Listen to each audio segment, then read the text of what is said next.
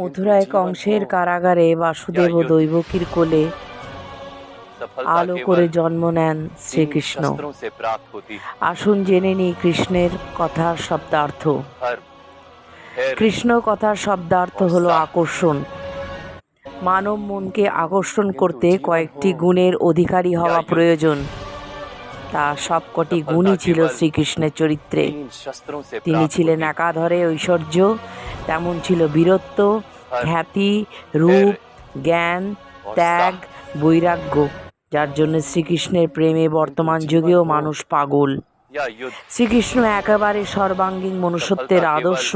সেই আদর্শ পুরুষকে হৃদয়ে সদা জাগ্রত রেখে দেবতা রূপে মানুষ তাকে সর্বেশ্বর, সর্বময় কর্তা, আদি অনাদি অনন্ত শক্তি অবতার রূপে ভেবে পুজো করে থাকেন। শ্রীকৃষ্ণ এক এবং অদ্বিতীয়।